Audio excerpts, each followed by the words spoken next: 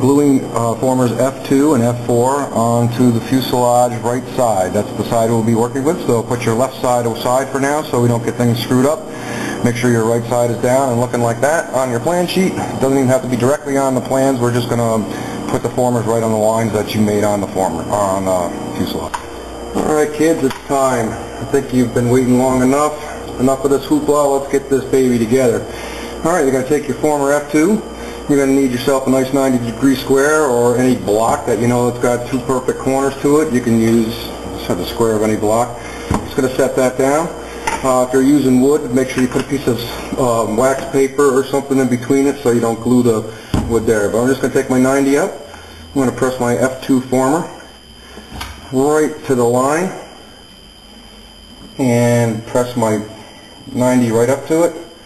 I want to make sure that the very bottom is flush on this. The top we're not going to have flush. This shouldn't be flush at the top because you're going to have your pop hatch coming into there.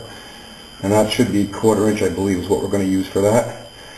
So the best way to do this is to take any block of wood and just go right up to the bottom and press it up to your fuselage bottom, and that should take your F2 former.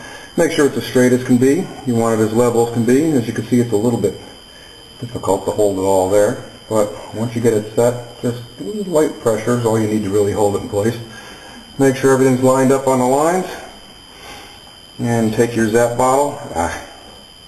Take your zap bottle and glue her in. I should have had my zap bottle prepared in my other hand before I started that. But like I said, let's go through that again. Line up your F2. You want to make sure your doubler, like I was just about to do wrong. That's probably why I was having such a difficult time. It wasn't going to let me make the error. Make sure your doubler is on the inside of where the gas tank is going to be, not facing the wing. That way your wing will sit nice and flush up against the whole flat part of the surface. Everything looks good there.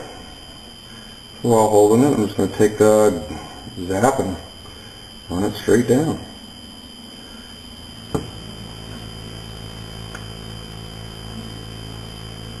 Push my angle right up to it and kind of let it go. Maybe even rest something up against right on the flat spot of the iron there, or the angle. And that'll help hold it perfectly straight. Get my wood out of the way. And where my 1/4 inch dowel is going to be, or block is going to be, just want to make sure that I don't have any excess glue in there, so that'll fit snug without a bump of glue. And there you go. And we're going to do that to F4 just by flipping the thing around. Alright, now we've got F2s standing there in place. It only takes a couple seconds for the glue to dry and you can move on. Make sure your doublers are on the back of F4.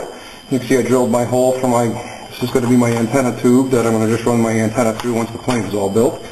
So now I'm just going to go ahead with the same thing, 90-degree angle, and do F4. F4, I'm going to want to line up the top of the fuselage because I'm going to have my floorboards for my cockpit running over the top of this. So I want to run the front line, the very front line here of F4 to the very front line of this because the doubler is going to cover your other line. So I'm just going to put that square up against that. It should stand pretty easy. And we're only gluing one side at this point in time. And we'll go back and glue the other side. But now that I know that that's all square, sitting at a 90, go ahead and just hold my finger on it lightly so I can run the glue bead down her. And the wonderful thing about zap is it runs right in there. Remove it, no biggie. That's why I use medium zap. It gives me that couple extra seconds. But now the middle two formers, F2 and F4, and F1 are probably going to be the only ones that go down nice and level with a 90-degree angle while it's sitting flat. Your other ones are going to go on straight too, like F7, F6. They're going to go in straight, but your fuselage, when you set it down, you're going to want to bring a center point to a spot, and it's going to kind of put a little bit of an arc. So if you put it in straight, when you go to hook up the fuselage, it'll come out a little bit crooked. So just by doing the first two middle ones, then we'll put the fuselage part together, and then we'll glue in the other formers on the angles that they need to be when they get in there. We'll hold things together. Hope you guys got some clamps or rubber bands. Either one will help you on the next process. But now just let that dry for a little bit and we'll be good to go. So the longer you let it dry, the less apt you have to knock it off of there.